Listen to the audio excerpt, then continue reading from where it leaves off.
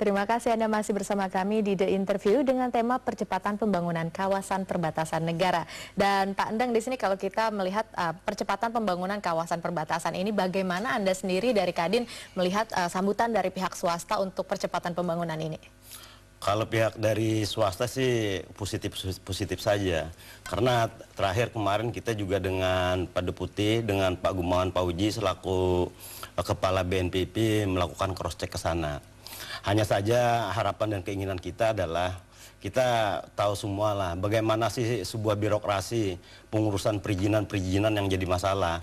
Itu saja yang kita inginkan dengan BNPB, itu satu. Yang kedua, tentu orang kerja di perbatasan beda dong dengan kerja di kota. Kalau untung kerja di kota 10 perak, di perbatasan 10 perak, kan mending orang milih di kota.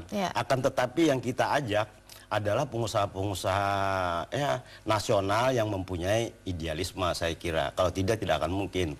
Karena di sana juga kita menginginkan, misalnya tax holiday dan lain-lain, selain permudahan, itu perlu ditinjau kembali. Baik, jadi dibutuhkan beberapa kemudahan tentunya ya? Iya.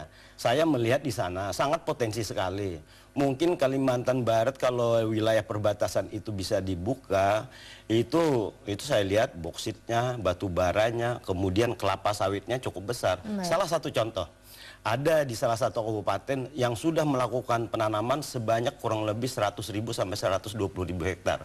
Akan tetapi akses jalannya tidak ada, ini kan jadi mubazir. Nah, inilah yang kita sampaikan dengan Pak Deputi untuk mencari solusi. Nah, kalau begitu bagaimana nih? Anda sebagai Deputi dari BNPB sendiri menyiapkan segala kemudahan dan juga bagaimana dengan kesiapan infrastruktur di kawasan perbatasan ini? Yang pertama kami lakukan adalah kita mapping, kita pelajari potensi, masalah, kemudian kendala untuk pengembangan. Hasil mapping ini kemudian kita bicarakan dengan teman-teman dari pengusaha. Pak, ini ada potensi luar biasa. Kendala kita adalah misalnya tidak tersedia infrastruktur dan sebagainya. Kemudian kami juga bicarakan dengan pemerintah kabupaten yang bersangkutan. Sebagai contoh, kami sekarang dalam rangka mendorong pertumbuhan dan perkembangan salah satu calon pusat pertumbuhan yaitu di Entikong, kami sedang menyiapkan selain dari dukungan perencanaan yang kuat berikut dengan rencana tata ruang, juga kita sediakan fasilitasi bantuan untuk kemungkinan mendirikan pusat pelayanan perizinan satu atap. Bayangkan dari lokasi Entikong ke lokasi ibu kota kabupaten 147 km. Kalau pengusaha datang ke Entikong kemudian mengatakan, oke, saya akan berinvestasi, tapi harus mengurus izinnya jauh sekali, 150 km. Dengan jalan yang ya lumayan gitu. Itu kan akan demikian juga untuk kabupaten akan sulit ya kalau yang seperti tadi. Demikian juga untuk kabupaten yang lain. Kita akan membuka juga kemungkinan di Badau sebagai pusat pertumbuhan di Kabupaten Kapuas Hulu.